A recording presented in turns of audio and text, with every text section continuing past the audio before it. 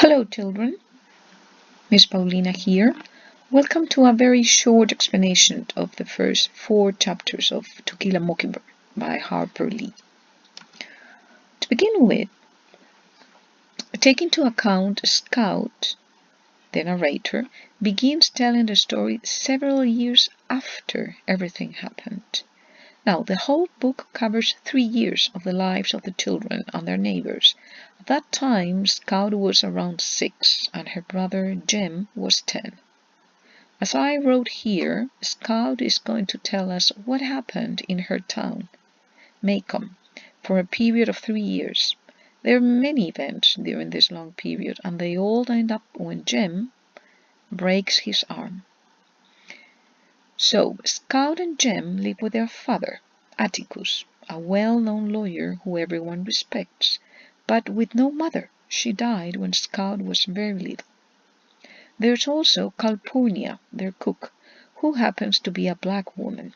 Remember, this story is set in the 1930s in Alabama, one of the most racist counties in the United States. Luckily, at that time, there was no slavery, but people still discriminated blacks and colored people. Remember when we saw, the very first time we spoke about To Kill a Mockingbird, how blacks and whites were segregated. They couldn't share the same bus, they couldn't attend the same school. They couldn't be in the same classroom. Everything was separated. Why? Because they were seen as inferior. The other character that comes up is Dill, a young boy who spends his summers in Macomb, living with his aunt, Miss Rachel Haverford.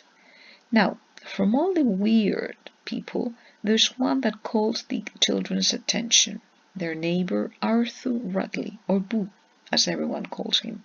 He never goes out, the kids don't know why, but there are stories about him, making him a mystery, and indeed a very attractive mystery.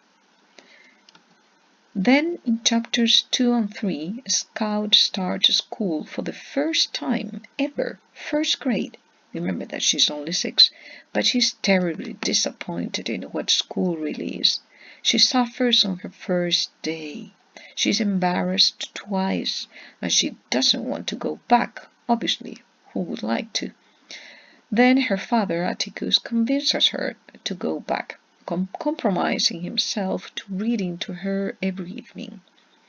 This little girl, mind you, she was only 6. She knew how to read and write, okay? That was one of the reasons why her teacher embarrassed her, because according to her, she shouldn't know how to read and write.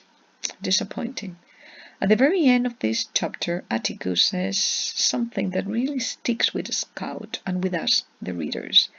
How, in order to fully understand someone, we should climb into their skin and walk around in it. What do we say today about being in somebody else's shoes, Well, just like that. So I would like you to think about it. Yeah? So, food for thought.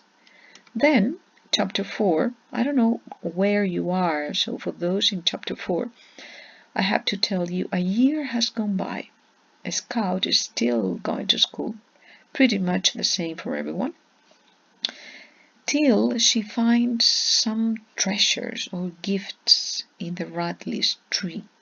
Think of these trees that have a hole in the middle, and birds can make their nests there. Well, just like that. Someone was leaving gum and coins, so Scout and Jem would find them. No one knows who, but obviously I can tell you, without spoiling it, that it was Boo. The character finishes with the kids acting out as if they were the Radley family. They assume that no one's interested in what they are doing. This is a very silly game. Atticus tells them to stop, but they insist on doing it, till one day Scout realizes that there's someone laughing in the distance. There's somebody watching them, and it comes from the Radley house. So, who could it be? Here in this slide, I included something I would like you to think about. I want you to be this little Girl Scout. Think about how a 6-year-old speaks about the world with such maturity. Then think about a boy, well, he's not a boy any longer, he's a young man, like Boo, who's been abandoned, he's been isolated in his own house for so many years. We don't know what happened to him, but certainly it cannot be something good. Think about children skipping school.